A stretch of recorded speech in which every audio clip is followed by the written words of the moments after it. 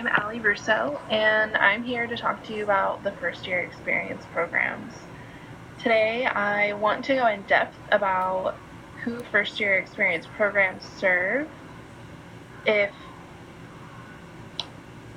they cater to just freshman students or to different types of students, what is a first year experience program, and the history of them, when did they start, and then I also want to talk about current retention and graduation rates associated with first year programs and how these are really helping universities to better their student life and to keep their retention rates high. Later on, my partner Wilma will come on and she will talk to you all about what first year programs look like on different campuses and examples of those, and she'll also be talking about the future of first year experience programs.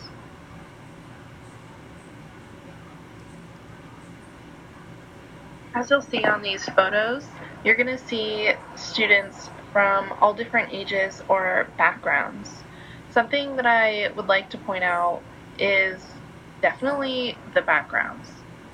We see some women, younger and older, and we see different ethnicities, and those are really important to make sure that every student that comes to any university feels like they have their own first year experience program.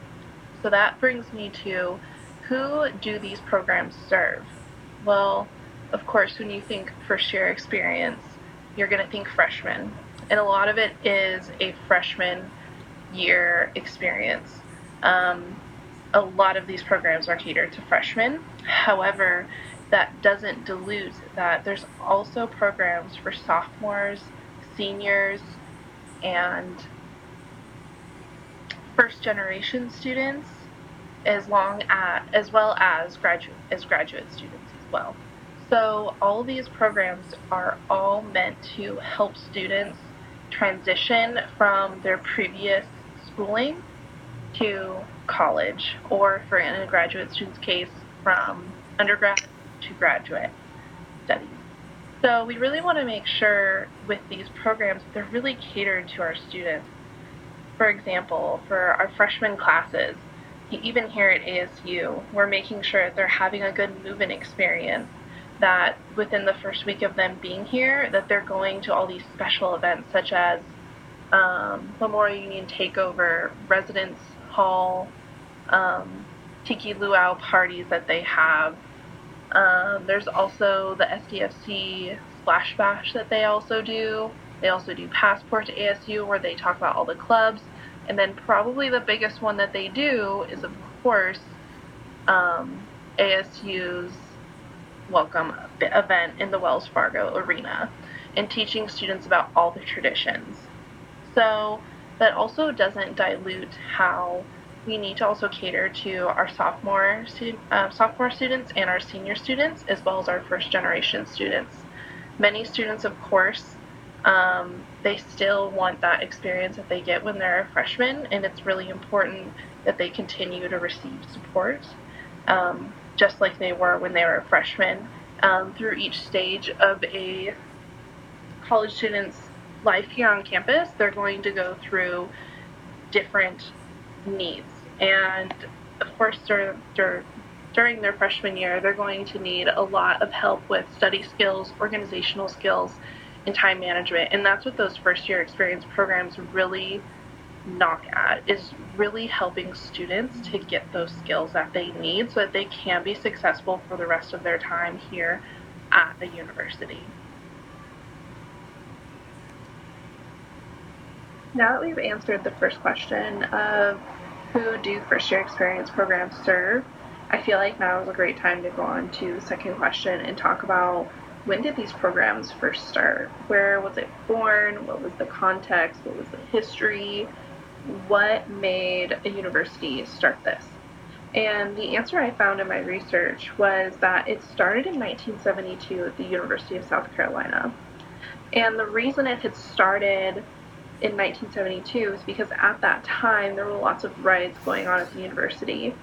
And we'll talk later about what was going on in history to give a little bit of background context. But right now we're just going to focus on what started it. And it initially was the president wanted to make a University 101 course that would teach incoming students about the campus and really teach them to, in a way, love the campus. And this, however, evolved to teaching students about campus resources and helped to keep retention rates high. So earlier, I have said that there were lots of riots going on at the university at this time. If you look back in history, or if you remember from any of your U.S. history classes, this was still much in the deep parts of the Vietnam War. And if you remember, there was a lot of riots going on in the 1970s, a lot of feminist movements, Black Power movements, all kinds of stuff going on. And this was really a time in America's history that a lot of students were rebelling against the government or universities, and many students wanted to speak their mind, and especially about how the government was handling the war. And we also know that this era is also about peace, love, and not war, so very much against rebelling against the rules. So how students speak their mind was by rioting on campus and really getting attention from that. So the president of the University of South Carolina decided the best way to combat this is to really get students to love their campus and to realize that their campus is doing everything they can to make sure that their students are successful. And that is where the University 101 course was really born. After talking about who first-year experience programs serve, it brings up another question of what exactly is a first-year experience program? And it's a lot of things. I think the main thing that it tries to do immediately is bring a connection to campus from their students. And you can see that on this circle Venn diagram that I have made, that the first thing that's in there is the connection to campus. I feel that that is completely vital. If a student feels like they belong, then they're going to stay longer and they're going to make use of all the resources that the campus offers. So that's why the first couple of weeks of school we'll see lots of programming for students, such as, the passport to ASU, or, the welcome event that freshmen get to go to at the Wells Fargo Arena. They're really trying to bring that connection to campus so that students know their traditions, so that they feel a part of everything. Once they have that connection to campus installed, it can move on to academic success. And there's not a pure beginning of when a connection to campus does start. That can start when the student is in high school, or when they're much younger, or day one when they start school. But once they feel that connection, they can move on then to academic success. When we mean that is academic success really goes on to talk about them making use of the resources that we have on campus. If they then feel connected to campus, they will feel more inclined to ask for help. So they'll be more willing to go to the writing center or the tutoring center or the career services so that they can get the help that they need in order to be successful. From there, they can move on to professional development. And from professional development, that really helps them to learn those basic needs that they have to have in order to be successful while they're at a university. And I talked a little bit about this on the last slide when I was talking about who do they serve. And I talked about that students need to learn the skills about organizing, time management, and study skills. And that's where they're going to learn those things. And it kind of blends between academic success and professional development. But students need those skills in order to be successful, especially their first year. If they want to move on successfully to their sophomore year, which is what everyone wants. And then for any other student, like a transfer student or a first generation, those are still really helpful programs and classes that a lot of offices offer at campuses. And so this brings it all to the biggest point of retention and graduation rates. Those are one of the biggest driving forces of the first year experience programs. Um, for students to stay at a campus, they have to feel connected, they have to have academic success, and they have to have some personal and professional development so that they are able to be successful. And with that, they'll stay in school. And so later on, I'll talk about the retention rates and the graduation rates. But in order for a student to move on to their second year or continuing up until graduation, they have to have those basic needs met. In the last slide, I said I was going to talk about current retention and graduation rates and how these really relate to the big picture of first year programs. And they relate so much because it is so important for a university to be able to keep their students, to make sure that they're getting the education that they want and that they stay here to get that education. So nationally, 1 in 3 students do not advance to their sophomore year. So that basically means that we're nationally sitting at 66%, which is not very good. So this is really a big problem for every university, and it's on all of their minds to make sure that all of their freshman students are advancing to their sophomore year and really asking themselves, like, what can we do better as a university to make sure our students are successful and move on to their sophomore year? What can we do? And that really goes back to my previous slide of making sure that they have a connection to campus, they have academic success, and they're getting their personal development and making sure that they are aware of those resources and how they can get help. Luckily, ASU has an 86% retention rate, so they are doing fairly well, making sure that their freshman students are advancing. And later on in our presentation, Wilma will go over what ASU does for their first year experience program and why ours is probably pretty well for being at 86%. Additionally, graduation rates, nationally, those are at 45%. And that statistic comes from students starting at a university their freshman year and completing at the same university in 4 years. And so that means 45% nationally students are actually sticking with their major and completing a degree in 4 years. We're seeing a lot now that students are taking 5 to 6 years to complete their degrees, and it's mainly because they're switching majors or financial reasons or unforeseen reasons that they have to take a little bit longer of a time to get through school.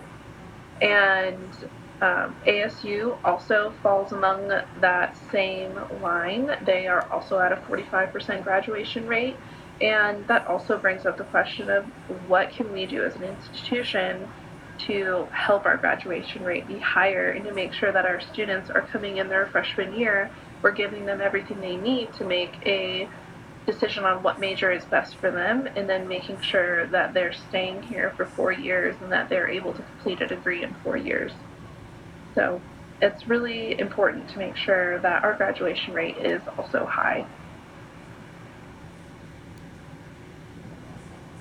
So this now brings me to the types of first year experience programs that universities will offer. Not every single university will offer all 4 of these things, but we tend to see that they offer University 101 courses, a peer mentor program, success coaches, and special programming related to getting students active on campus. And like I said, not every school does this. At my previous university, which was Washington State University in Vancouver, I saw examples of the University 101 courses, and then special programming that cater to freshman students to get them more involved. And that's much different than what we see here at ASU, where we see a mixture of all four of these programs in order to make sure that freshmen are getting all the experiences they need, but also all of the support that they need in order to be successful. And now I would really like to bring this over to Willa and let her really dive deep into the examples of first-year programs and what ASU, NAU, and LSU are doing to make sure that their students are successful. Now that we talked about the beginnings and the startings of first-year experience programs, we're going to talk about real-life examples of first-year experience programs and their practices in different universities across the country. I chose these universities for their unique programming and initiatives as they bring something different to the table. They're not all similar, and they have different things that work for their university that I feel that should be a part of this presentation. First up, we have Arizona State University and their first-year success coaches. The program started October 1st of 2012. The whole initiative is upperclassmen peer coaching first-year students as well as sophomores, and of 2018 they're piloting a transfer student coaching. It's a university-wide initiative, so this means that peer coaching for first-year success is from all 4 campuses. They help with the transition from high school to college as well as connecting students to resources, clubs, involvement. They have what is called the 3 C's, is being a connector, connecting the student to the university, being a cheerleader, encouraging and motivating the student while holding them accountable for their actions in academics, and being a catalyst in helping them make goals and make achievable goals that are measurable. They treat students as VIPs, making them unique and not treating them as though as they're a number. And they sometimes can be specific to the academic college, so somebody from Mary Lou Fulton can be coaching somebody from a student from Mary Lou Fulton as well. Next up, we have the New College of Interdisciplinary Arts and Sciences at ASU's West Campus. They started in 2006, and the program was created by Dr. Ann Suzuki, who at the time was the Assistant Dean of Enrollment Services at the ASU West Campus. This peer mentoring program is more specific to students in the academic college. It started off with 3 mentors who met students online and has grown significantly to more than 7 to 8 peer mentors for 45 students. As of 2018, they have a 75 student to 1 mentor ratio, organized into 6 cohorts of students. The peer mentor is assigned to a specific school within the college or a civic program like psychology, biology, and forensics, which represents the high enrollment courses and programs in the college. Freshmen living on campus also have access to peer leaders who live with them in the residence halls, who are available for resources just like as a peer mentor would, but they live on campus. As far as programming, they have study groups that are targeted at critically tracked courses like biology, chemistry, math, and these study groups are led by peer mentors and students, freshmen. They also have the Summer Community Read, which is a book that students get during orientation. They read it over the summer, and they get to meet the author or someone associated with the book in the fall, and this gets them to connect with not only their peer mentors, but also with other freshman students reading the book. It's a campus-wide initiative. They also have New College Assembly, which is a giant fall welcome for students in the new college. They get to meet the freshmen and meet their peer mentors at this event. They also have Mat Ball, which is a kickball dodgeball event that is hosted once every couple months in the semester to get students acquainted with the staff with New College, as also the peer mentors and other students. In New 101, which is the ASU 101 course for New College, each section of New 101 has a peer mentor or a peer leader assigned to it. They work closely with the instructor in each section and deliver the first year experience seminar course. Also, peer mentors and peer leaders provide several presentations throughout the academic year, giving students time to talk into groups and also facilitate discussions about student success and resources. Next, we have Northern Arizona University, and their programming is a tad different than Arizona State's. They have their first year seminar, was a 3-credit course with 25 students in each section. These courses are taught by faculty versus the New 101 and New College taught by mostly staff. The first year success courses are academically rigorous and support the intent of first year learning initiative and provide students with a mindset, skills, and awareness of knowledge that can be applied again and again in every field of study. They also have what is called Peer Jacks Mentoring. It's exclusively for first-year students who are out-of-state students, much like the peer mentoring program at ASU, but it's targeted towards out-of-state students. There are 60-plus mentors who've completed 30 hours of training to mentor freshmen. The mentors are matched with students based on similar majors, common interests, and home states. They have one-on-one meetings with their students throughout the academic year, and they also have access to monthly excursions off campus to like the Grand Canyon or any of the naturals of Arizona. Lastly, we have LSU, Louisiana State University. They have many initiatives. Since they are a large university, they have many initiatives for their first year students, and we're going to talk about a couple here in this slide. They have what's called Bengal Bound. It's a welcome week for students to help them transition into the university. On move-in day, they get to know resources around campus and socializing with faculty and other students, as well as doing community service around the community of Louisiana. They also have a commuter student program, which gives resources to students who live off campus with Louisiana housing, such as like tenant and landlord laws or legal assistance. They also have a commuter student appreciation week, as well as Stripes, which is an overnight experience for students to go on campus and experience what it's like to live on campus before they come to LSU. They also have what is called student strategy sessions and workshops, which I thought was interesting because out of the programs that I researched, I didn't see another program that was like this. And what they do is that they connect students with staff and the other students about the LSU experience.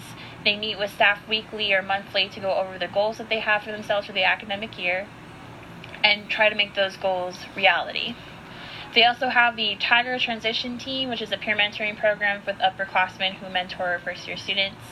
It's also what is different about this one, that this is a voluntary experience. Students are not required to be a part of the mentoring program. The freshmen are not. But this is a good chance for students to connect with upperclassmen and help them throughout the transition. They also have the 3 E's, which is explore, engage, and empower.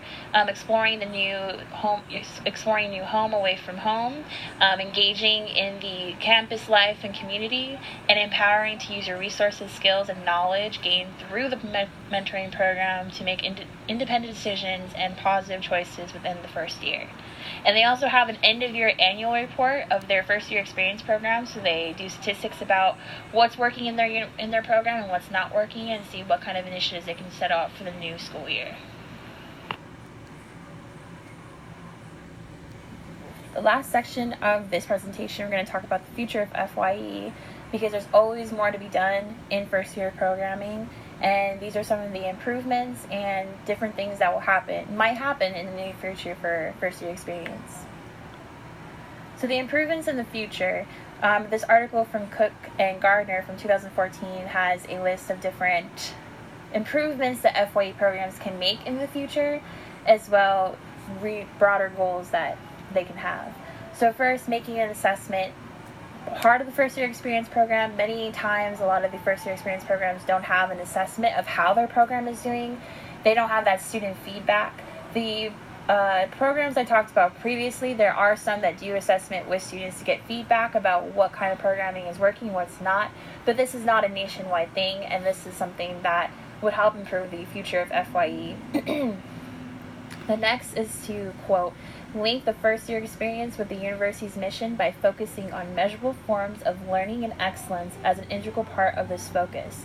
Conduct a comprehensive self-study of the instructor's approaches of first year students. So much like the first bullet, linking the university's mission to the FYE program, along many programs and universities are trying to emulate the mission statement. That's very important, because if you're not going by your mission statement, then what's the point of the programming? So if more FYE programs did this, then we could see broader goals and better initiatives in the future. Also, transforming intro courses, making them more interactive. Many times first-year seminar program courses are not as interactive as they should be, not really engaging the student in their college experience, but much more like a class that they go to. Quote, making intentional connections between the first year program and within a given college or university.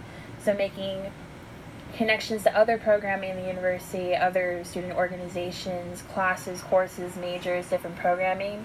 And lastly, treating the first year experience as part of the broader continuum. So besides first year experience, there's many different kinds of transitions that students go throughout college. There are sophomores, the sophomore slump. There's transfer students and transfers. There are seniors who are transitioning out of college. So creating programs beyond the first year experience to help those other students who are in different transitions within their college experience. So that concludes the presentation. Thank you for watching and being a part of the presentation. I hope that you learned something from us today from FYE and learned something you may have not known, or got an inside look about how FYE initiatives are spread throughout different universities across the country.